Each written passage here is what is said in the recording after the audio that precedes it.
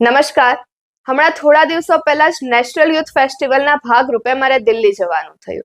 ત્યાં વિવિધ domain experts, cabinet ministers તેમજ આપણા ભારતના માનનીય પ્રધાનમંત્રી શ્રી નરેન્દ્રભાઈ મોદીને મળવાની તક મળી.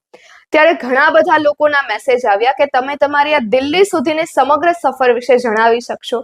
તો આજના વિડીયોમાં હું મારી સુરતથી લઈને દિલ્હી સુધીની સમગ્ર સફર વિશે જણાવવા જઈ રહી છું.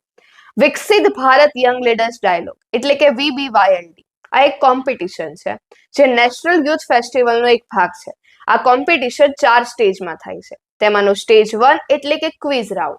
આ ક્વિઝ રાઉન્ડમાં તમારે ઓનલાઈન ક્વિઝ આપવાની રહેશે અને ક્વિઝના સ્કોર પરથી તમારું સિલેક્શન નેક્સ્ટ રાઉન્ડ માટે થશે. નેક્સ્ટ રાઉન્ડ એટલે કે સ્ટેજ 2 એસે રાઉન્ડ. આ એસે રાઉન્ડમાં તમને 10 ટ્રેક આપવામાં આવશે.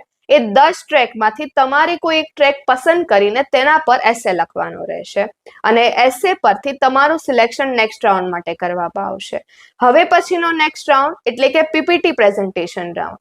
આ પીપીટી પ્રેઝન્ટેશન રાઉન્ડ ઓફલાઈન હશે અને આ પીપીટી પ્રેઝન્ટેશન રાઉન્ડમાં તમારે 5 મિનિટનું પ્રેઝન્ટેશન આપવાનું રહેશે જે ટ્રેક તમે પસંદ કરેલો તેના ઉપર.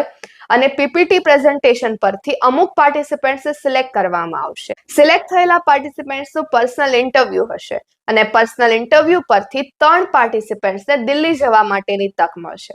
અને ફાઇનલ સ્ટેજ એટલે કે સ્ટેજ 4.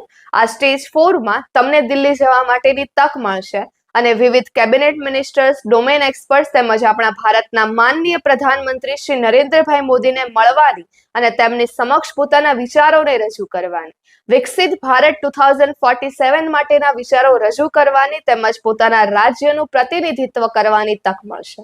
બસ આ જ હતી મારી દિલ્હી સુધીની સમગ્ર સફર.